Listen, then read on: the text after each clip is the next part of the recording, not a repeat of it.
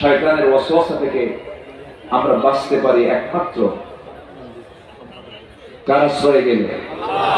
আসতে বলবেন না, কার আশ্রয়ে গেলে? আল্লাহর আশ্রয়ে গেলে।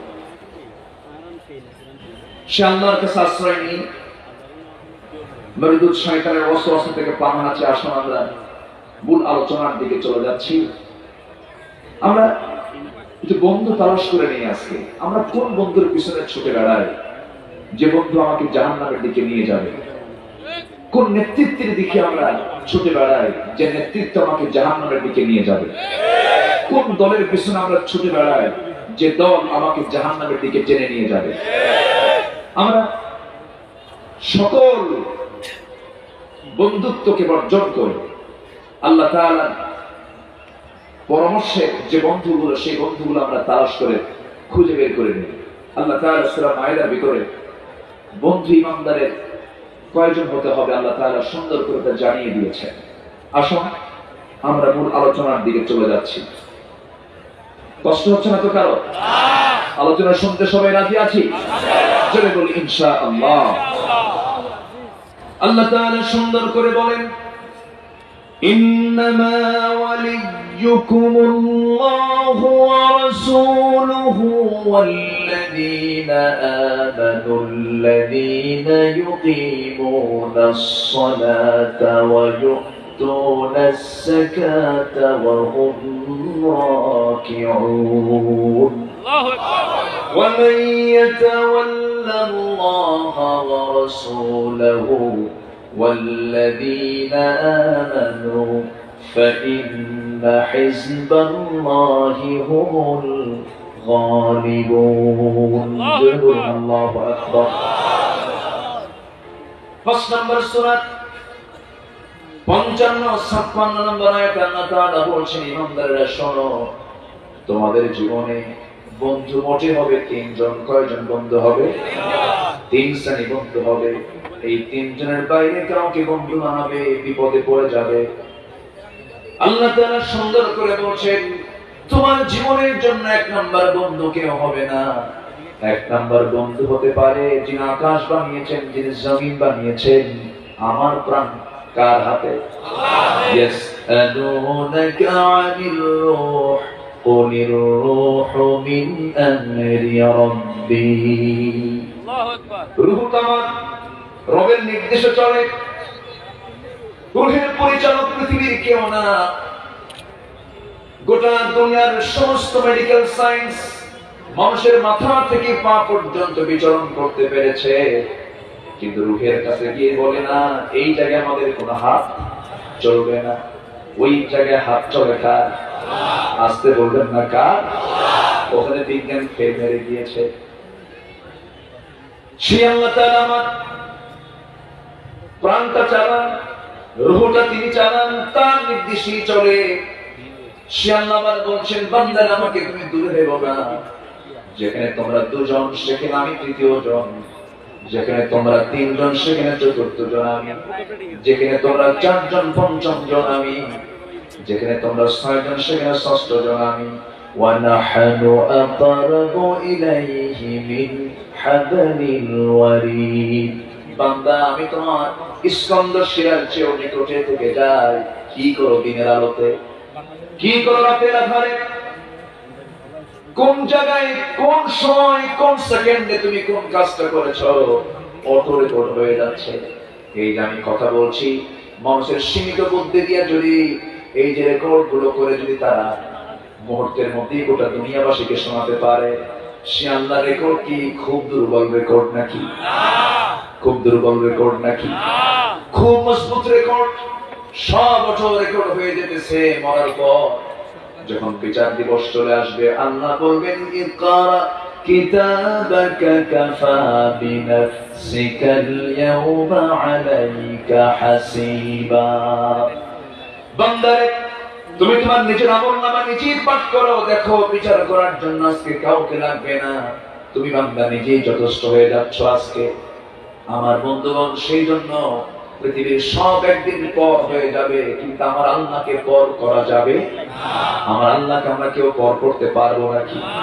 আল্লাহ বান্দাকে প্রশ্ন করছেন, يا معشر الجن والإنس إن استطعتم أن تنفضوا من أقطار السماوات والأرض فانفضوا لا تنفضون إلا بسلطان ঠোঁট মিলিয়ে মিলিয়ে আওয়াজ দিয়ে দিয়ে সবাই বলুন কোরআন কত সুন্দর ফাবিআইয়ি আলাই রাব্বিকুমা তুকাযযিবান দুনিয়ার সমস্ত জিনেরা ইনসানেরা মানুষেরা তোমরা যদি এই দুনিয়ার বাইরে কোথাও যেতে চাও চলে যাও কিন্তু চলে যাবে কোথায় যাওয়ার তো কোনো জায়গা নেই আমার কাছেই তোমাকে ফিরে আসতে হবে বিচারের মুখোমুখি হতে হবে বিচার করব তোমাকে জান্নাত দেব অথবা জাহান্নাম দিয়ে দেব রাস্তা দুইটা খোলা একটা জান্নাত আর একটা কি জাহান্নাম সেই জান্নাত এবং জাহান্নামের চিত্র যদি বান্দা দুনিয়াতে দেখতে চায় কোরআন নামক কিতাবটা যেন দেখে এটা এমন একটা জানালার নাম এই জায়গায় চোখ রাখলে পরে বান্দা দুনিয়াতে বসে দোজখের চিত্র জান্নাতের চিত্র দেখতে পায় যেরকম সুবহানাল্লাহ সূরা রহমান পড়েন ওয়াকিয়া পড়েন জান্নাতের কত বড় বড় নিয়ামত আল্লাহ পাক এর মধ্যে বলে দিয়েছেন বান্দা আমাকে দূরে রাখিস কেন জান্নাতের হুরগুলোর জন্য কি তোর লোভ হয় না যুবক ও আমার বান্দারে দুনিয়ার ক্ষণিকে একটা নারীর পিছনে তুমি তোমার জীবন যৌবন সব নষ্ট করে ফেললে চরিত্র ধ্বংস করে ফেললে আমি তো জান্নাতে এমন একটা নারী রেখে দিয়েছি তোমার জন্য সুন্দরী নারী রেখে দিয়েছি জান্নাতের যে যত নিয়ামত আছে সকল নিয়ামতের কথা আল্লাহ তাআলা কোরআনে বলে দিয়েছেন জান্নাতের হুরগুলো কেমন হবে জান্নাতের খাবারগুলো কেমন হবে জান্নাতের নাজ নিয়ামতগুলো কেমন হবে আল্লাহ তাআলা সুন্দর করে এক জায়গায় বলছেন ওয়াফাকিহাতুম মিম্মা ইয়াতাখায়্যারুন ওয়ালাহমি তায়রিন মিম্মা ইয়াশতাহুন ওয়া হুরুন আইন কাআমসালিল লুলুইল মাকনুন জোরে বলুন আল্লাহু আকবার জান্নাতে তোমাদেরকে আগে ফল দেওয়া হবে এরপরে গোশত দেওয়া হবে পাখি আকাশে উঠতেছে জান্নাতের আকাশে মন চাবে এই পাখির ভুনাটা যদি খেতে পারতাম সঙ্গে সঙ্গে সামনে পাখির ভুনা হাজির হয়ে যাবে সুবহানাল্লাহ আমার ভাইরা জান্নাতের নারীর সৌন্দর্য এত বেশি হবে জান্নাতের নারীর চামড়াটা স্বচ্ছ কাচের মতো দেখা যাবে ভিতরের ভেইন গুলো হাড় গুলো উপর থেকে স্বচ্ছ কাচের মতো দেখা যাবে এবং সেই জান্নাতি হুরগুলোকে কোনদিন জিন ইনসান কখনো স্পর্শ করে না আল্লাহ সুন্দর করে বলছেন হুরুম বাকসুরাতুন ফিল খিয়াম লাম ইয়াতমিসহুন্না ইনসুন ক্বাবলাহুম ওয়ালা জান ফাবিআইয়ি আলাই রাব্বিকুমা তুকাযযিবান এমন হুর তোমাকে দেওয়া হবে যে হুর কিতে বলবে কোন জিনিস স্পর্শ করে নাই দাহুক দাহুক চেহারা তাদের হবে এক কথায় তাদের যে নখের সৌন্দর্য হবে একটা জান্নাতি হুরের নখের যে সৌন্দর্য সেই নখের সৌন্দর্যকে যদি এক পাল্লায় দিয়ে দিয়া গোটা দুনিয়ার সমস্ত নারীর সৌন্দর্য যদি এক পাল্লায় দেওয়া হয় জান্নাতের সেই হুরের একটা নখের সৌন্দর্যই বেশি ভারী হয়ে যাবে জয় বলি সুবহানাল্লাহ জয় বলি সুবহানাল্লাহ আল্লাহ বলছেন বান্দা শোনো যুইনা লিন-নাসি হুব্বুশ শাহাওয়াতি মিনান নিসাই ওয়াল বানিনা ওয়াল qanatiril muqantarati minal dhahabi wal fiddati wal khaylil musawwamah wal an'ami wal harth ذلك متاع الحياة الدنيا والله عنده حسن المآب جربنا الله أكبر মানুষের জন্য মোহগ্রস্ত করা হয়েছে সুসজ্জিত করা হয়েছে ছয়টা জিনিসকে এক নম্বর হলো নারী এক নম্বর কি বলে নারীকে আকর্ষণ করা হয়েছে পুরুষের জন্য নারীর জন্য পুরুষকে আকর্ষণ করে দেওয়া হয়েছে এরপরে চিহ্নিত অশ্ব ফসলাদি এরকম করে ছয়টা বিষয়ের বর্ণনা দিয়ে আল্লাহ তাআলা বলেছেন শোনো এগুলো সব দুনিয়ার জীবনের উপকরণ হতে পারে তবে আমি তোমাকে বলে দিচ্ছি সবচেয়ে উত্তম প্রত্যাবর্তন স্থল হচ্ছে আমার কাছে ফিরে আসা আমার কাছে বান্দা তুমি চলে আসবে, আমি তোমাকে এমন জান্নাত দেব যে জান্নাতের কল্পনা তুমি কখনো করো নাই। জোরে বলি সুবহানাল্লাহ। আমার ভাইরা, দিন শেষে আমার কেউ নাই, দিন শেষে মূলত আমার কে আছেন? আসতে বলবেন না, কে আছেন? আমি যখন দুনিয়াতে আসি নাই, আমি যখন মার পেটে আসি নাই, আমি ছিলাম রূহের জগতে। রূহের জগতে যখন ছিলাম, আমাকে দেখেছেন কে? আসতে বলবেন না, কে? আমাকে প্রশ্ন করেছেন, আলাস্তু বিরাব্বিকুম, আমি কি তোমার রব নই? তখন বলেছি, ক্বালু বালা, হে তুমি আমার রব। সেই রুবুবিয়্যতের স্বীকৃতি দিয়া আল্লাহ তাআলা আমাকে সুন্দর করে নিখুঁত করে মার পেটের মধ্যে বানালেন। সবে গিয়ে নির্গত এক ফোঁটা পানিকে সক্রিয় করলেন। আল্লাহ বলেছেন, বান্দা কিসের প্রাউড তোমার? এক ফোঁটা পানি থেকে তোমার জন্ম। কিসের প্রাউড তুমি করো? কিসের অহংকার তুমি করো? আল্লাহ তাআলা বলেন, তোর তো কোনো অস্তিত্বই ছিল না। হাল আতা আলাল ইনসানি হিনুম মিনাদ দাহরি লাম ইয়াকুন শাইআন মাযকুরা। তোমার কোনো অস্তিত্ব ছিল না, আমি তোমাকে অস্তিত্ব দিয়েছি। তোমার সেই মার পেটের মধ্যে তোমাকে নিখুঁত করে বানিয়েছি। পৃথিবীর যত গোডাউন, পৃথিবীর যত বড় বড় কারখানাগুলো আছে, আলো ছাড়া কোনো কিছু তৈরি হয় নাকি? সব কারখানার জন্য আলো পর্যাপ্ত দরকার। কিন্তু আল্লাহ তাআলা আমার আপনার সৃষ্টির যে কারখানা মার পেট, সেই জায়গায় কোনো আলো তো রাখেন নাই। নিকষ কালো ঘন অন্ধকারের মধ্যে আমাকে বানিয়েছেন, কিন্তু বিন্দু পরিমাণ কোথাও কোনো ভুল রাখেন নাই। জোরে বলি সুবহানাল্লাহ। আল্লাহ কত সুন্দর করে বানালেন। আমি তো অসহায় ছিলাম, মার পেটের মধ্যে আমি 9 মাস ছিলাম, 10 মাস ছিলাম। পেশাব পায়খানা বন্ধ, পেশাব পায়খানা করা লাগে নাই। কে ব্যবস্থা করেছেন? আসতে বলুন না, কে ব্যবস্থা করেছেন? এত সুন্দর করে বানিয়ে দিয়ে বলছেন, বান্দারে অসহায় ছিলি মার পেটে, দুনিয়াতে এসেও তুই অসহায় ছিলি। দুনিয়ার কোনো খাবার চলবে না, আমি তোর মার পেটের মধ্যে আগেই খাবার রিজার্ভ রেখে দিয়েছি। এত সুন্দর করে ম্যানেজমেন্ট করে আমি তোকে বানালাম বান্দা। রূহের জগতের স্বীকৃতি দিয়ে সে দুনিয়ার জিন্দেগিতে সেটি মদের আইন পাস করিস। মদের আইন কি পাস করিস? এখন তো আমরা মাশাআল্লাহ যুবকদের জন্য আরো পথ খুলে গেছে। সারা বাংলা হুড়ো পান করবে এখন। যেরকম নাউজুবিল্লাহ, মদ পানের বয়স সীমা নির্ধারণ করেছে 21 বছর। 21 বছরের আগে মদ খাওয়া যাবে না, 21 বছরের মদ খাওয়া যায়। যেরকম নাউজুবিল্লাহ। তবে হ্যাঁ, শুক্রবারে মদের দোকানগুলো বন্ধ রাখার নির্দেশনা এসেছে। শুক্রবারে মদের দোকান খোলা রাখা যাবে। ওইদিকে সকল বই বিক্রি চলবে, ইসলামী বই বিক্রি চলবে না। এ কেমন আচরণ? আমার দেশে ঘাপটি মারা কিছু আবু জেহেলের প্রেতাত্মা আছে।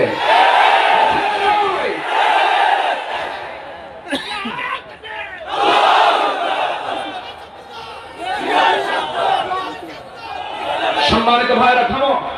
সম্মানিত ভাইরা, ইসলাম নিয়ে যদি আমার বাবাও কথা বলে, আমি ছাড়বো না।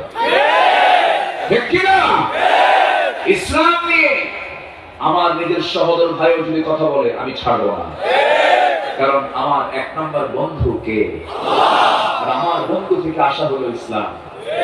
আমার বন্ধুকে ইন্নামা ওয়ালিয়ুকুমুল্লাহ, তোমার বন্ধু একমাত্র প্রথম কে? সে আল্লাহ আমাকে ইসলাম দিয়েছেন। ইন্নাদ দীন ইনদাল্লাহিল ইসলাম। ওকে, বই মেলাতে সকল বই যদি চলে, ইসকন যদি চলে, অন্য ধর্মের বই যদি চলে, ইসলাম কেন চলবে না? এদেশের স্বাধীনতার স্থপতি বঙ্গবন্ধু শেখ মুজিবুর রহমান তিনি বলেছিলেন, যে দেশের মানুষ হালের বলদ বিক্রি করে হতে যায়, সেই দেশে ইসলাম ছাড়া কিছুই চলতে পারে না।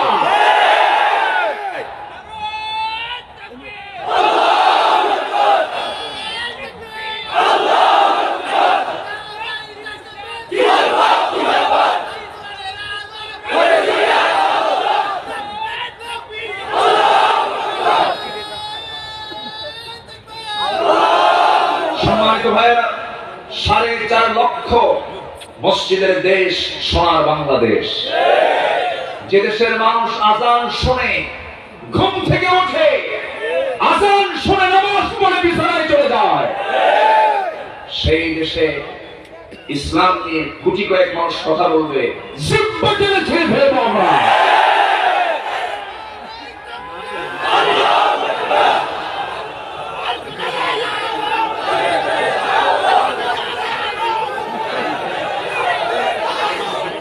সম্মানিত ভাইয়েরা শোনো, সম্মানিত ভাইয়েরা, আজকে সকল মসজিদ থেকে দুঃখ লাগার একটা 4.5 লক্ষ মসজিদ ঠিক আছে, কিন্তু মসজিদের যদি সঠিক আবাদ হতো তাহলে জাতি কিছু বুঝতো, ঠিক কিনা? আবাদ হবে কেমনে? দখল করতে করতে মসজিদ শুদ্ধ দখল, কমিটি দখল, কমিটির সভাপতি হলো বিশিষ্ট মুখ্য এবং মোষ একখান হাইব্রিড জাতের 2 ইঞ্চি মোটা, প্যান্ট একখান 10 মাসের মতো মোটা, ঠিক কিনা? এই যে কমিটির সভাপতি, আমি কি ভুল বলতেছি? কথা বলবো, আমার কথা এরকমই। সম্মানিত বন্ধুগণ, অকল হক ইন কানা মুররান, সত্য কথা মিষ্টি লাগে না, সত্য কথা তিতা লাগে। সত্য সব সময় সত্যই হয়, সত্য মিথ্যুকদের গায়ে জ্বালা পোড়া করে, ঠিক কিনা? মসজিদকে আবাদ করা উচিত ছিল, আমার রাসূলের মসজিদ ছিল আবাদি মসজিদ, আর এখন মসজিদগুলো পাকা আর ইমানগুলো কাঁচা, ঠিক কিনা? ইমানগুলো কি কাঁচা। ফজরের সময় মুসল্লি খুঁজে পাওয়া যায়, আসল মুসল্লি কিসের মুসল্লি বলেন? ফজরের মুসল্লি নাই।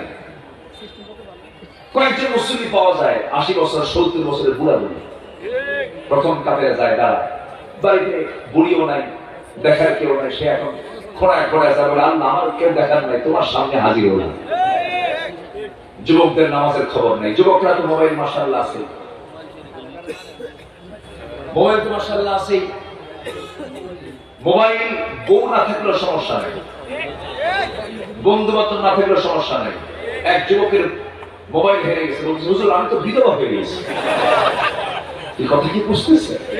এই হচ্ছে অবস্থা। একটা মানুষের চরিত্র নির্ভর করে মোবাইলের উপর এখন, ঠিক কিনা? মোবাইলকে তুমি কন্ট্রোল করো। যুবকরা, আমি কি ভুল বলতেছি? ভুল বলতেছি? খেয়াল করতে হবে, খুব সাবধান। আমি যা করছি আমার সাক্ষী 1 নম্বর বন্ধুকে আল্লাহর 1 নম্বর বন্ধু, সব তিনি দেখছেন। আল্লাহর কত দয়া দেখেন। আল্লাহ যেমন 1 নম্বর বন্ধু হবেন না, দুনিয়াতে চুরি করে ধরা পড়েছি, থানায় নিয়ে চৌসি আমার নামটা চুরির তালিকায় নাম লিখে দিয়ে ফেলেছে, কালো তালিকায়। আপনি 14 বার হজ করে ফিরে আসেন না কেন, আজীবন সেই থানায় আপনার নামটা কালো তালিকায় থেকে যায়। কিন্তু আল্লাহ বলেন, বান্দারে তুই চুরি করে ধরা পড়েছিস, তোর হাত কেটে দেওয়া হয়েছে, তুই ডাকাতি করে ধরা পড়েছিস, হাত পা কেটে দেওয়া হয়েছে, জিনা করে ধরা পড়েছিস, 100 দোরা তোকে মারা হয়েছে, সুদের কারবার করেছিস, মদের কারবার করেছিস, আমার যে আইন কানুন অনুযায়ী তোকে শাস্তি দেওয়া হয়েছে, তওবা করে আমার কাছে মাফ চেয়ে নিবি, কালো তালিকায় নাম না রেখে জান্নাতের তালিকায় আমি তোর নামটা লিখে দেব। দুনিয়ার মানুষ আমার বন্ধু হবে? বন্ধু আমার কে? যখন কোন বান্দা আল্লাহর দিকে 1 হাত আগায়, আল্লাহ তার দিকে 10 হাত আগান। যখন কোন বান্দা হেঁটে আল্লাহর দিকে আসে, কোন বান্দা আল্লাহ তার দিকে দৌড়ে দৌড়ে যান। জোরে বলে সুবহানাল্লাহ। আল্লাহ বলছেন, বান্দা আমি তোকে জান্নাত দিতে চাই, তুই তো জান্নাত দিতে চাস না বান্দা, আমি তোর জন্য এই জান্নাতটা রেখে দিয়েছি। আমার ভাইরা, সেই জান্নাতের মধ্যে এরকম পচা মদ থাকবে নাকি? যে মদগুলো খাই, মদ খাই তাল না মাতাল? তাল না মাতাল?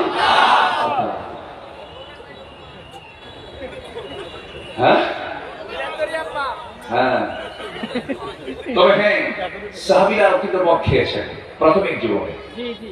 আবার ভাববে না সাহাবীরা খাইছে আমরাও খাই, ভুল বুঝবেন না, এই কথা আবার কেটে দিবেন না, রেডিও টিভিতে তো আসছে, বুঝলেন না, এটা তো কাম উল্টা বলেছে।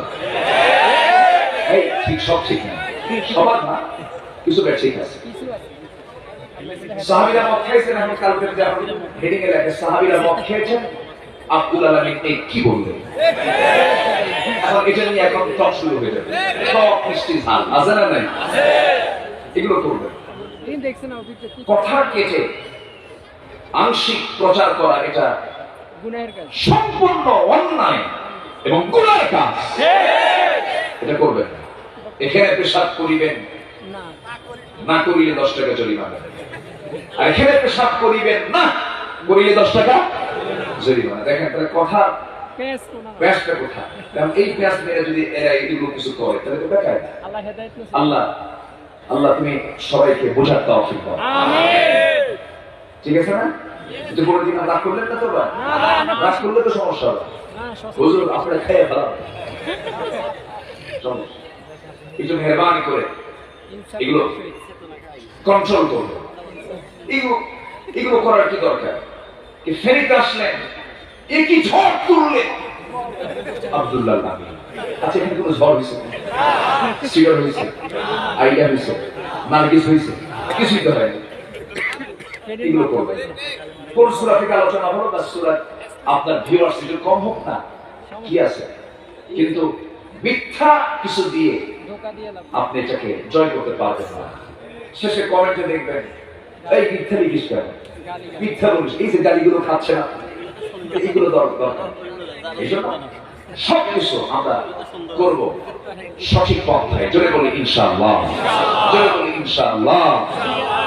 কষ্ট পাচ্ছেন নাকি আপনারা?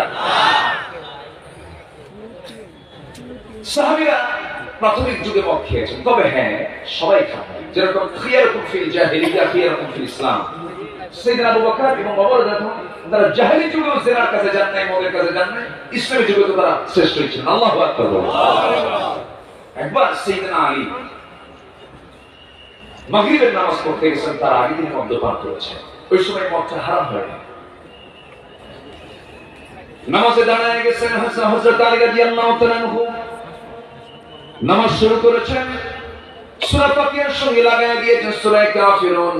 সূরা কাফিরুনে তো না শব্দটা বেশি এসেছে, সব লা বাদ গেছে মদের ঠেলায়।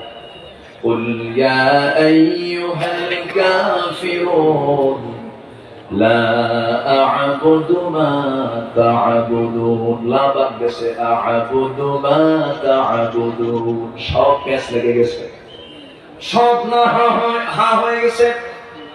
আয়াত নাযিল হলো লা তাকরাবুস সালাতা ওয়া আনতুম সুকারা, নেশাগ্রস্ত অবস্থায় তোমরা মদের কাছে যেও না, নেশার কাছে যেও না। কার কথা?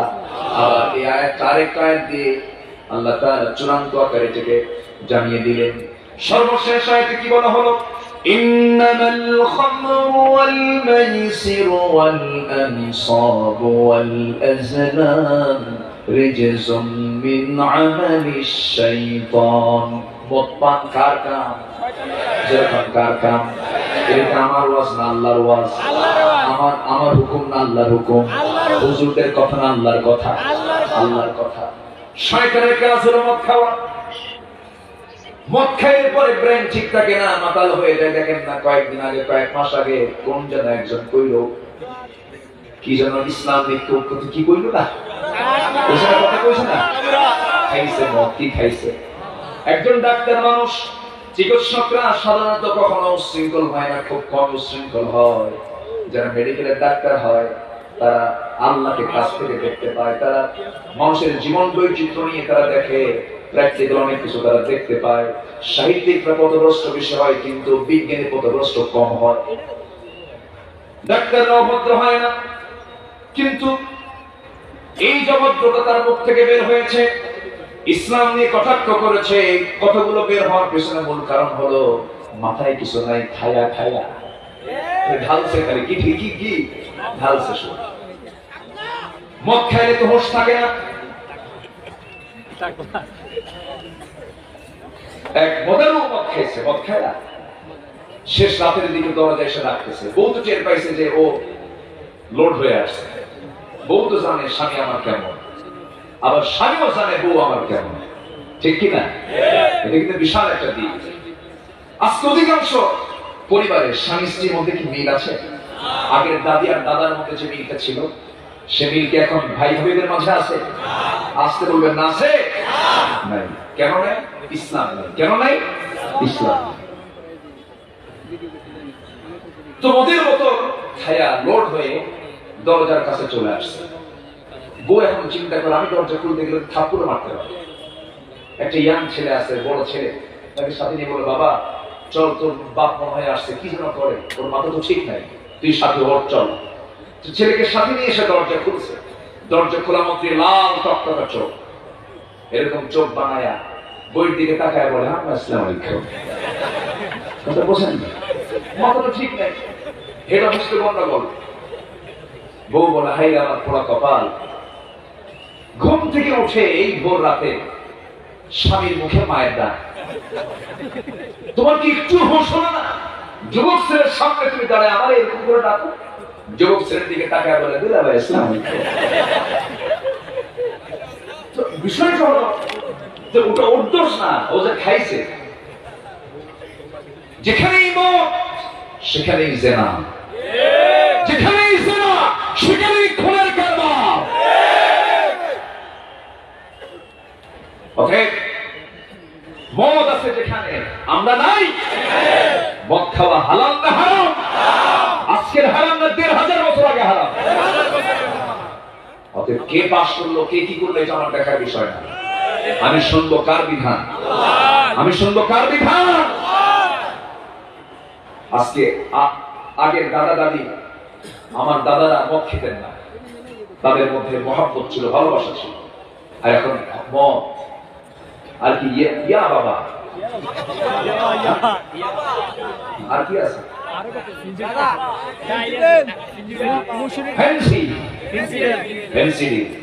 কত কি ডাল। আচ্ছা যাই হোক, কক্সবাজার দিকে বলে ইয়া বাকি বলে দানা দানা দানা দানা বলে। কিসের ব্যবসা করে? দানার ব্যবসা করে।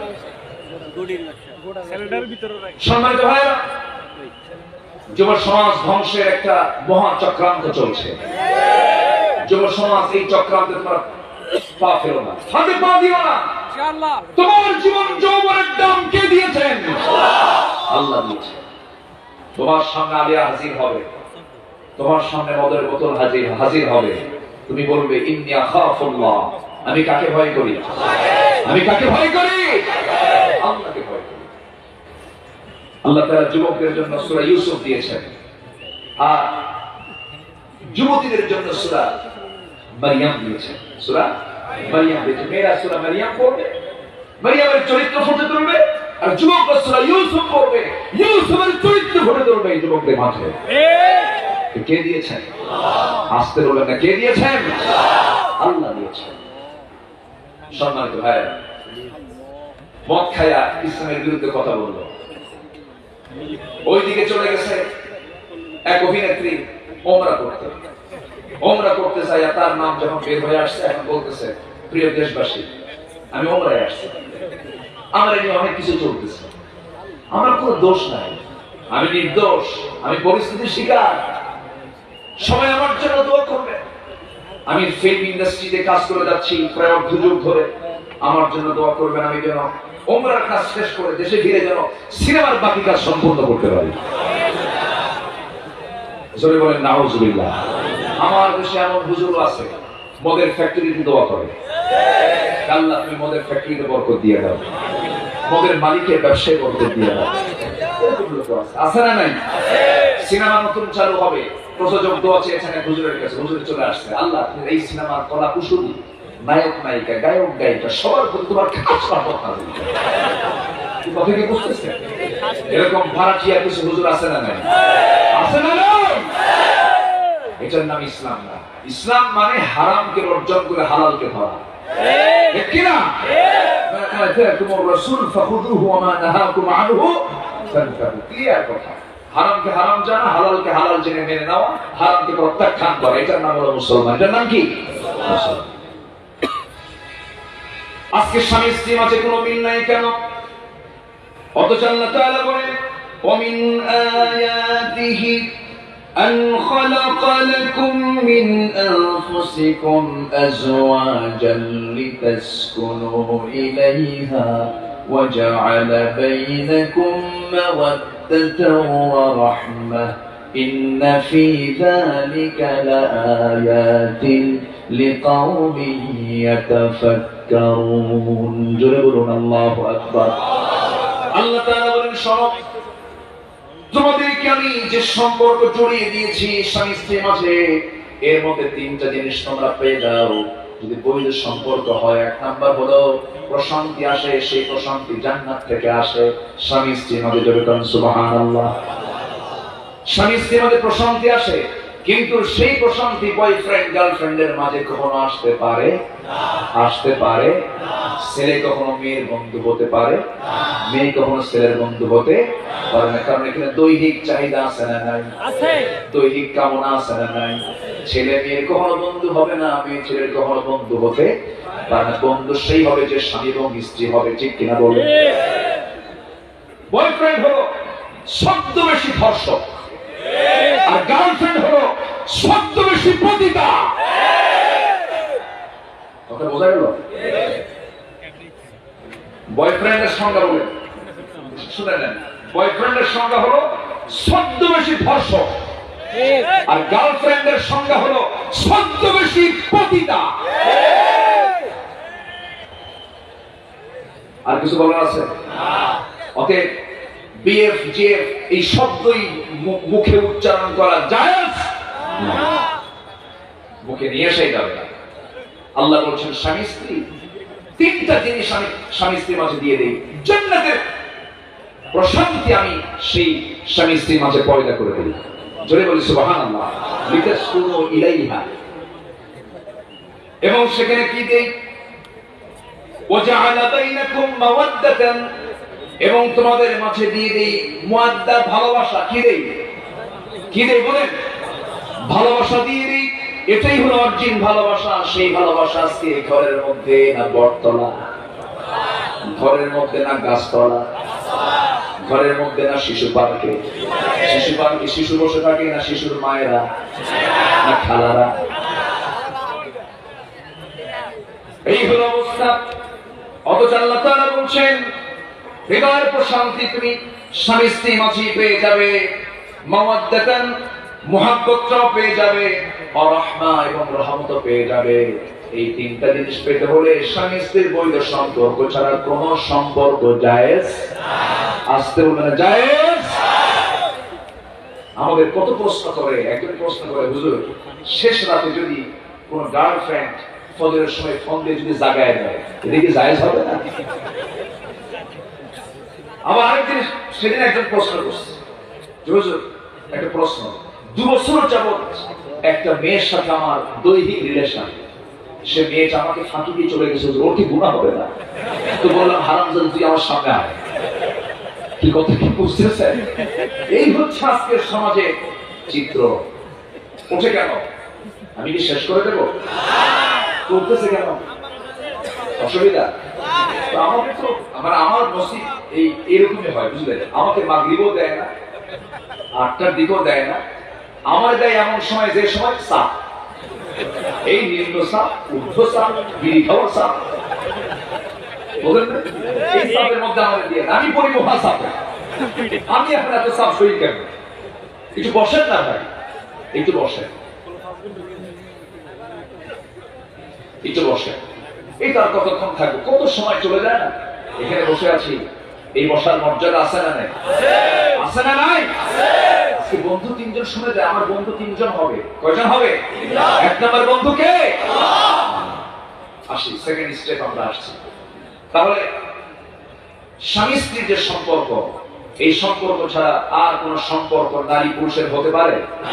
হতে পারে না। তাহলে ক্লিয়ার কথা, বিবাহ পূর্ব কোন প্রেম বলতে কিছু নাই। চেয়েছিল জুলাইখা, চেয়েছিল কি? জুলাইখা। ইউসুফ কি পাত্তা দিয়েছে? বলেন পাত্তা দিয়েছেন? অথচ জুলাইখার বংশ, সম্মান, মর্যাদা, অর্থ, রূপ স্ট্যাটাস, সব দিক থেকে জুলাইখা ছিল সেই সময় টপ একজন মহিলা, টপ ক্লাস। সেই জুলাইখা সম্পূর্ণ সিকিউরিটি নিশ্চিত করে 12টা দরজা লক আপ করে ভিতরে তুলে নিয়ে বলতেছে, ইউসুফ, পৃথিবীর কোন প্রাণী আমার তোমার খবর জানবে না, আমি আর তুমি। ইউসুফ ইসলাম বললেন, দুজনের মাঝে আরেকজন আছেন, তিনি আমার আল্লাহ তাআলা। জোরে বলে সুবহানাল্লাহ। আমার বন্ধুকে বন্ধু বানালে আর কি পাপ করার সুযোগ আছে? সবার ইতিহাস গুলো জানা আছে, এরপর জানান দিচ্ছি। ইউসুফ আলাইহিস সালাম বিশাল একটা ফিতনায় পড়ে গেলেন।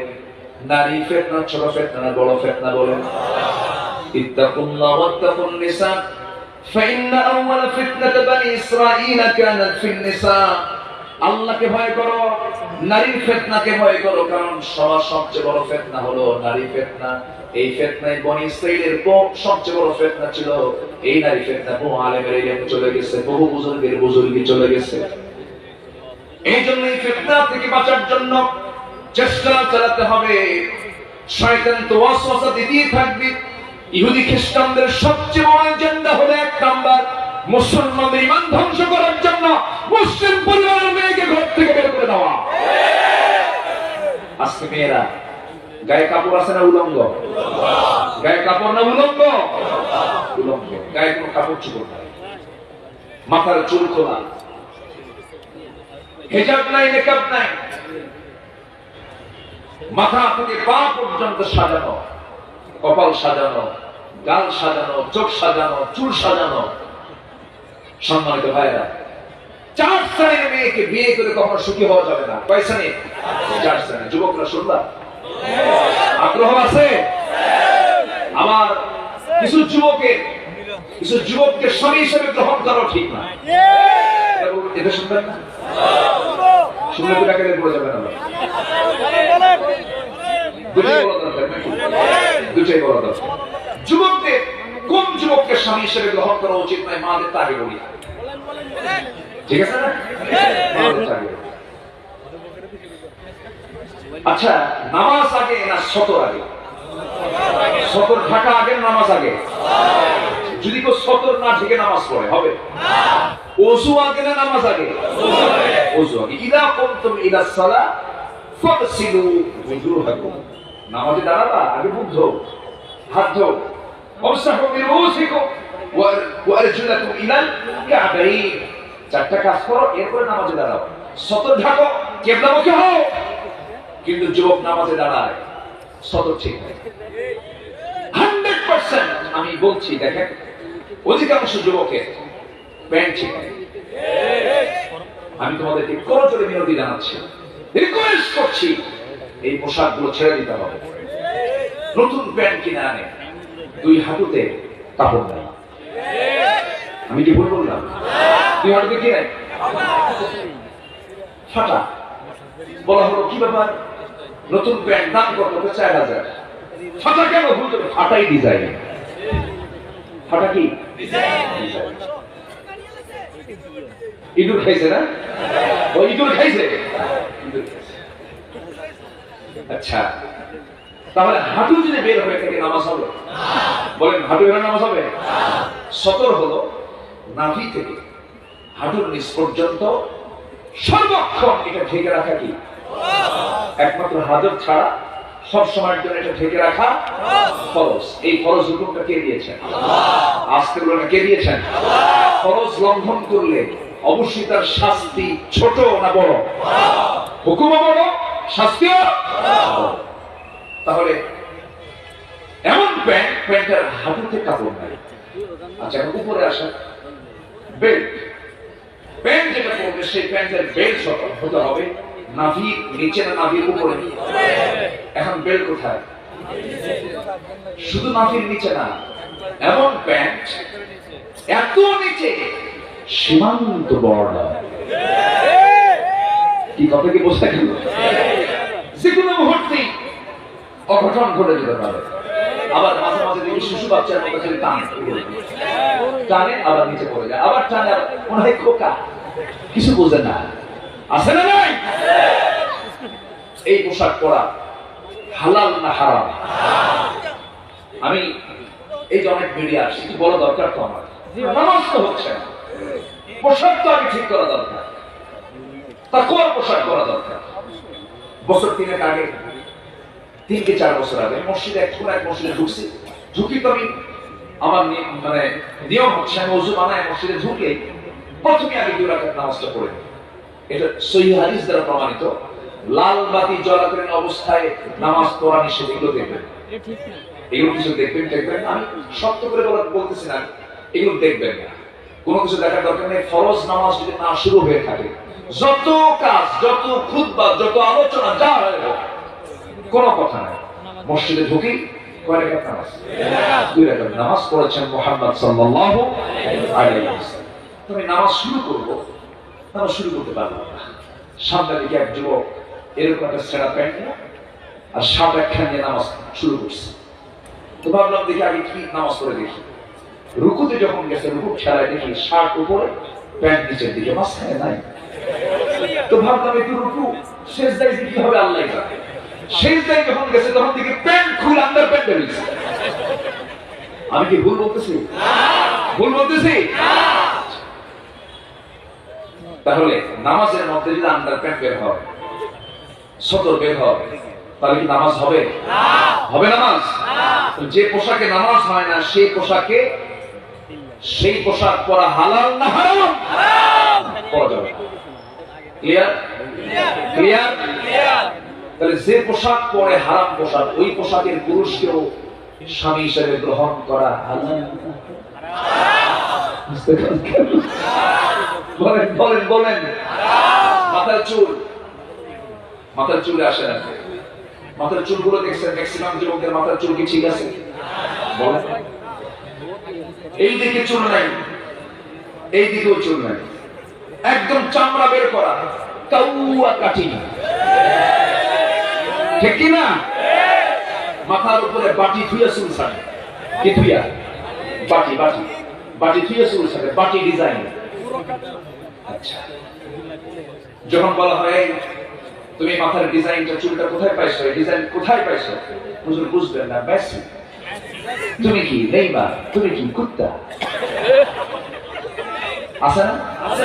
এগুলো আছে না নাই? আমার চুলের মডেল হবে মুহাম্মদ সাল্লাল্লাহু, মুহাম্মদ সাল্লাল্লাহু, চুলের মডেল হবে আমার নবীর মতো। কারণ আমার মডেল কে? বলেন, আমার মডেল কে? বিশ্বের সেরা মডেল কে? উসওয়াতুন হাসানাহ, উসওয়ায়ে হাসানাহ। আমার ভাইরা, আমার নবী হবেন মডেল। নবীজি কেমন করে খেয়েছেন তেমন করে খাবো, নবীজি কেমন করে ঘুমিয়েছেন তেমন করে ঘুমাবো। আমার বন্ধুগণ, নবীর সঙ্গে প্রেম আমরা বাড়াবো, মহব্বত আমরা বাড়াবো। বন্ধু হবে 3 জন। নাম্বার 2 হচ্ছেন মুহাম্মদ সাল্লাল্লাহু আলাইহি ওয়াসাল্লাম। নবীজি আমার কেমন করে নামাজ পড়তেন তেমন করে নামাজ পড়বো, কারণ সাল্লু কামা রাআইতুমুনি উসাল্লি, তেমন করে আমাকে নামাজ পড়তে হবে। রাসূল কেমন করে হাসি দিয়েছেন তেমন করে আমাকে হাসতে হবে। নবীজির পেটে খাবার ছিল না, কিন্তু হাসি দিয়ে তার মুখটা ভরা ছিল সর্বক্ষণ। আমাদের আয়েশা বলেন, মাসের পরে মাস চলে গেছে, চুলায় উনুনে আগুন জ্বলে না, কিন্তু আমার নবী ঘরের মধ্যে যখন ঢুকেছেন সালাম দিয়েছেন এবং মুস্কি হাসি দিয়ে ঢুকেছেন। জোরে বলেন সুবহানাল্লাহ। অনেক স্বামী আছে ঘরের মধ্যে ঢুকে চোরের মতো, আছে না? আছে না? চোরের মতো ঢুকে কোনো হাসি নাই, চোরের মতো ঢুকি রহমত থাকবে কেমনে? ঘরের মধ্যে মানুষ থাকুক আর না থাকুক, সালাম দিয়ে ঢুকলে পারে সকল প্রকার শান্ত বাড়ির উপরে বর্ষিত হয়। সুবহানাল্লাহ। ওয়া তুসাল্লিমু আলা আহলিহা, ওয়া তুসাল্লিমু আলা আহলিহা। ঘরের মধ্যে সালাম দিয়ে ঢুকুন। আমার নবী হবেন মডেল। সেই নবীর সঙ্গে মহব্বত বাড়ানোর জন্য তার প্রতি দুরূদ শরীফ কম পড়বো না, বেশি পড়বো, বেশি পড়বো। যদি কেউ রাসূলকে স্বপ্নে দেখতে চান, ঘুমানোর আগে একটা আমল শেখায় দেই, বেশি করে দুরূদ পড়তে পড়তে পড়তে পড়তে ঘুমিয়ে পড়বো। কোন একটা রাত আমার সামনে আমার রাসূল হাজির হয়ে যাবে। আমরা এই আমলটা করবো, জোরে বলি ইনশাআল্লাহ, আরো জোরে বলি ইনশাআল্লাহ। ফেসবুকে সময় নষ্ট করার কি দরকার? ফেসবুক এটার নাম না, এটার নাম দিছি গীবত বুক। ফেসবুকের নাম কি? গীবত বুক। গীবত বুক, গীবতের বই। ফেসবুক না, ফেসের বই এটা না, এটা হচ্ছে গীবতের বই। শুধু গীবত দিয়ে ভরা। কোথায় কি করছে, কোথায় কি হয়েছে, এগুলো সব লেখে। ও বিরুদ্ধে লেখে, ওর বিরুদ্ধে লেখে। ইমানদার তো সেই জন্মের দোষ না খুঁজে নিজের দোষ খুঁজে বেড়ায়। ইমানদার তো সেই জন্মের গুণ খোঁজে, নিজের দোষ খোঁজে। আল্লাহু আকবার বলে। তাহলে কোন পুরুষকে বিয়ে করা যাবে না এটা বললাম, আর কোন শ্রেণীর মেয়েদেরকে বিয়ে করা যাবে না আমি একটু বলে দিচ্ছি। এক নম্বর হলো অতিরিক্ত রূপচর্চা যারা করে। রূপচর্চা আছে না কিছু? স্বাস্থ্যের চর্চা তো করতে হবে, স্বাস্থ্যের যত্ন নিতে হবে, এটা আমি মানা করছি না। কিন্তু রূপচর্চা মানে বলতেছি কি, আল্লাহ তাআলা যে চামড়া দিয়েছেন এই চামড়ার পছন্দ না, এর উপর আমরা প্লাস্টার করে আটা ময়দা লাগাই। আটা ময়দা মাখানো কিছু আছে না নাই? এই সমস্ত নারীকে বিয়ে করলে কখনো সুখী হওয়া যাবে? যাবে। নাম্বার দুই হলো নিজের রূপ যে দিয়েছেন আল্লাহ তাআলা, সেই রূপের বড়াই করবে। রূপের বড়াই করা কিছু মহিলা আছে না নাই? স্বামীটি একটু কালো হয়ে গেছে, বউটা একটু ধলা সুন্দরী, সঙ্গে সঙ্গে যদি কোনোদিন হঠাৎ করে কোনো গন্ডগোল লাগে, গন্ডগোল লাগলেই বলবে তোমার একটা চেহারা হলো, আমার সঙ্গে তোমার যে বিয়ে হয়েছে, আমার চেহারা তোমার চেহারা মেলে, এ তোমার 14 গোষ্ঠীর কপাল। এরকম খোটা মারা মহিলা তো ফেনী জেলায় নাই। ফেনী জেলায় আছে? সাবধান থাকবে, সুখী হবেন না। রূপ দিয়েছেন কে? আল্লাহ। ক্যান্সার দিয়া পচায় দিতে পারেন কে? আল্লাহ। আসতে বলবেন না কে? রূপের বড়াই করা যাবে না। নাম্বার 3 হলো যে স্বামীকে ঘন ঘন খোটা দেয়। খোটা দেওয়া মহিলা তো নাই? আছে না? আর যে মহিলা বলে ফেলে যে স্বামী আমার বাড়িতে থাকলে ভালো, না থাকলে আরো ভালো, আছে না? আছে না? স্বামী আমার থাকলে ভালো, না থাকলে আর প্রবাস হয়ে গেলে আরো ভালো। যেরকম নাউজুবিল্লাহ, যেরকম নাউজুবিল্লাহ। আচ্ছা, আমি যে কথাগুলো বলছি এই সমস্ত কথাগুলো বলার দরকার আছে না? এই বিষয়গুলো একটু খেয়াল করার চেষ্টা করবেন। আল্লাহ তুমি এলাকার মাদেরকে দিন বুঝে আমল করার তৌফিক তুমি আল্লাহ দিয়ে দাও। জোরে বলি আমিন। কি মহিলা ছিলেন আসিয়া আলাইহিস সালাতু ওয়াস সালাম, কি নারী ছিলেন, স্বামীটা কত জঘন্য ছিল। আমি আসিয়ার কথা যখন মনে করি, জানেন আল্লাহ তাআলা ইমরাত ফিরআউনের কথা বলেন, মিসাল দিয়েছেন, আসিয়া আলাইহিস সালাতু ওয়াস সালাম মিসালটা দিয়েছেন। কি বন্ধু তিনি বানিয়েছেন আল্লাহ তাআলাকে। আমাদের এক নম্বর বন্ধুকে আল্লাহ তাআলা। আসিয়া আলাইহিস সালামের একটা ইতিহাস মনে করলো আমার। আল্লাহ তাআলা তাকে দিয়ে সব পরীক্ষা নিয়েছেন, পারিবারিক পরীক্ষা, সামাজিক পরীক্ষা, ধনাঢ্য শ্রেণীর পরীক্ষা, রাষ্ট্রের পরীক্ষা, সব পরীক্ষায় আসিয়া ফেল না পাস, ফেল না পাস, পাস করছে।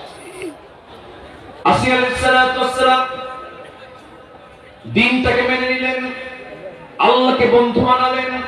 ফেরাউন বলে ফেলল, আসিয়া তুমি আমার ঘরের নাগরিক হয়ে, আমার ঘরের সদস্য হয়ে তুমি এই কত বড় অপরাধ করে ফেললে, তুমি এগুলো ছেড়ে দাও। আসিয়া বলছেন, স্বামী আমার, আমি আপনাকে সম্মান করি, শ্রদ্ধার চোখে দেখি, এটা আমার কোনো কমতি নাই, কিন্তু আপনি আমাকে যে প্রস্তাব দিচ্ছেন, প্রয়োজনে দুনিয়া থেকে বিদায় নেব, কিন্তু আমার বন্ধু আমার আল্লাহকে ছাড়বো না। আসিয়া আলাইহিস সালাতু ওয়াস সালাম শেষ পর্যন্ত দেখা গেল তাকে দুনিয়া থেকে বিদায়ের সিদ্ধান্ত পর্যন্ত পাকাপোক্ত হয়ে গেল। জল্লাদকে ডাকা হলো, জল্লাদ সামনে হাজির হয়ে গেল, দুটো হাত দুটো পা বেঁধে ফেলা হলো। আসিয়া আলাইহিস সালাতু ওয়াস সালাম চোখের সামনে দেখতেছেন নিশ্চিত মৃত্যু, অথচ দুনিয়ায় তার কি ছিল না। ওই সময় ফেরাউনের স্ত্রী মানে গোটা দুনিয়ার শাসকের সে ফার্স্ট লেডি, বিশাল বড় পদ, সব পদ ছেড়ে দিলেন, বন্ধু ধরলেন কাকে? আসতে বলবেন না কাকে? আসসালাম শেষ পর্যন্ত কি হলো? দুই হাত দুই পা বেঁধে দেওয়া হলো। জল্লাদ করলো কি হাতের মধ্যে লোহার চিরুনি নিয়ে মাথা বরাবর লাগায় দিল চিরুনি। লোহার চিরুনি দিয়ে চামড়াগুলো, মাথার চামড়া টেনে টেনে নিচের দিকে নামতেছিল, নিচের দিকে নেমে আনতেছিল। এমন সময় তাফসীর এসেছে আসিয়ার মুখ থেকে চুল পরিমাণ কোনো আওয়াজ বের হয় না, একটা আওয়াজ বের হয়েছে। এক নাম্বার বন্ধু কার নাম? আল্লাহ। আসতে বলবেন না কার নাম? ওয়াল্লাযীনা আমানু আশাদ্দু হুব্বান লিল্লাহ। ঈমানদার যারা, তারা আল্লাহকে সবচেয়ে বেশি মহব্বত করে, বেশি ভালোবাসে। আসিয়া আলাইহিস সালাম এক পর্যায়ে যখন জীবন প্রদীপ নিভে নিভে যাচ্ছিল, এমন সময় তিনি করলেন কি? আসিয়া আলাইহিস সালাম আল্লাহর দরবারে আকাশের দিকে তাকায়া বলছে, মাবুদ তোমার কাছে আমার প্রার্থনা। তিনি যে দোয়াটা করেছেন সেই দোয়াটা, তার কিতাব ছিল তাওরাত কিতাব, অথচ আল্লাহ তাআলা তার দোয়াটা কোরআন নামক কিতাবের মধ্যে ঢুকায় দিয়েছেন। তিনি দোয়া করছেন, রব্বি বিনিলি ইনদাকা বাইতান ফিল জান্নাহ ওয়া নাজ্জিনি মিন ফিরআউনা ওয়া আমালিহি। আল্লাহ তাআলা তোমার কাছে আমার প্রার্থনা, তুমি আমার জন্য বানায়া দিবা একটা মাত্র ঘর। জান্নাতের মধ্যে কয়টা ঘর? জান্নাতে একটা ঘর থাকলে তো সে সুখী হবে না, কিন্তু তিনি একটা ঘরে চাইলেন, আল্লাহ তুমি আমাকে একটা ঘর দিবা, কিন্তু সেই ঘরটা হওয়া চাই তোমার ঘরের দেওয়ালের সাথে। সুবহানাল্লাহ। তোমার ঘরের দেওয়ালের সাথে ছোট্ট একটা ঘর তুমি আমাকে দিয়ে দিবা। ওয়ানাজ্জিনি মিন ফিরআউনা ওয়া আমালিহি, এবং ফিরআউনের অনিষ্ট থেকে তুমি আমাকে বাঁচায় দাও। আমি দুনিয়া থেকে বিদায় নেব, কিন্তু আমি তোমার বন্ধুত্ব আমি ছাড়তে পারবো না। আল্লাহ জোরে কোন সুবহানাল্লাহ। আর আমার দেশে একটা সিগারেটের প্যাকেটের কাছে ঈমান বিক্রি হয়ে যায়, আছে না? আছে। সিগারেটের একটা প্যাকেট দিলেই ঈমান, ভাই দিয়ে দিলাম, আমানত দিয়ে দিলাম, আছে না? নাই? বুঝে না, ইঙ্গিতে অনেক কিছু বোঝা যায়, কিন্তু বুঝে না। সম্মানিত ভাইরা, তাহলে আমাদের বন্ধু এক নাম্বার কে বলেন? আল্লাহ। নাম্বার 2 মুহাম্মদ সাল্লাল্লাহু আলাইহি ওয়াসাল্লাম। নাম্বার 3 হলো ওয়াল্লাযীনা আমানুল্লাযীনা ইউকিমুনাস সালাতা ওয়া ইউতুনাস যাকাতা ওয়া হুম রাকিউন। নাম্বার 3 বন্ধু হবে যারা ঈমানদার, কিন্তু ওই রকম মুনাফিক মার্কা সেই সমস্ত লোক না। তোমার ইমানদার বন্ধু সেই সমস্ত বন্ধু হবে যাদের মধ্যে 3টা গুণ থাকবে। কয়টা গুণ থাকবে?